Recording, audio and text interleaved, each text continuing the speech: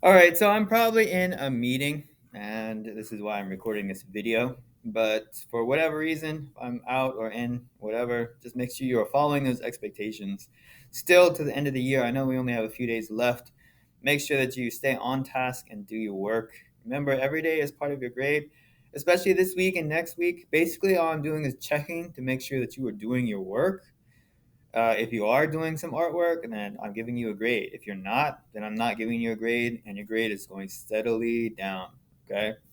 So today, your goal is to start your memories art project. Now, for some of you, some classes, you haven't finished your board game, and I'll give you time to work on the board game later on this week, or even next week too. You can play the board game like the last day of class or something like that. Okay. So the first step for you to do is you're going to take one of the papers that is up front on the black sink, and you're going to start sketching in the word memories. Now, if you want to try a different word that means something similar, you could probably do it, but I think memories is probably the best way to go. So you write up memories, and if you remember when we did graffiti like a few months ago, you can use those same techniques to write out your word. Okay. And one of those ways is to write out the word in pencil and then outline it like that. But you do it your way, however way you want. If you want to do it like Diego did right here in the back, you see, you could do it like that too. So write out the word memories first. Then you can add your symbols like the arrow, stars, heart, or whatever else you're going to add. Just make sure it's appropriate and add those symbols around the word. Make sure you leave space at the top and at the bottom, though. That's very important. Like it shouldn't take up the whole space. It should be in the middle of the paper, and leave space at the top and bottom. So you can outline that in marker. It's not going to be Sharpie. The markers are in the back. It doesn't have to be black. You can use whatever color it is you want. Just make sure you outline it, though. Don't color in the words quite yet.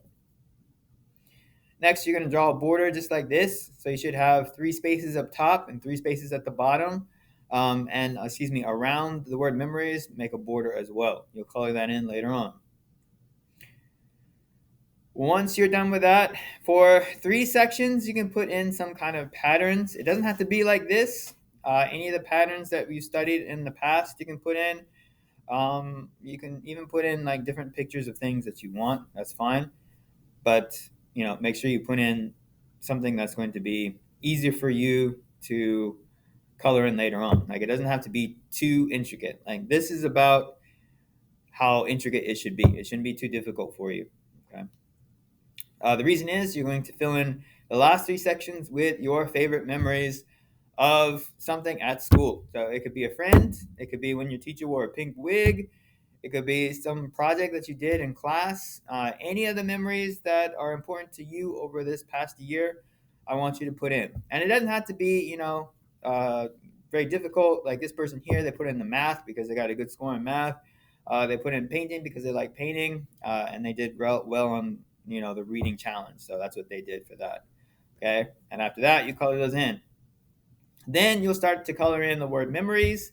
You can use crayon. It says here wax crayon, but you don't have to use crayon. You can use whatever it is that you want.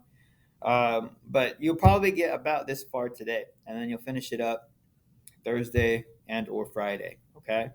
So this is what I want you to do while I'm not here. Again, the paper is up front on the black section. Make sure that you are doing your work.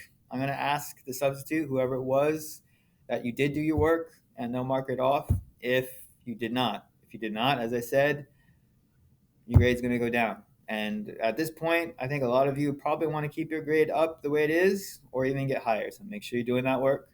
If you have any questions, you can ask me when I get back. Otherwise, I'll leave you to it. Okay? Have a good day.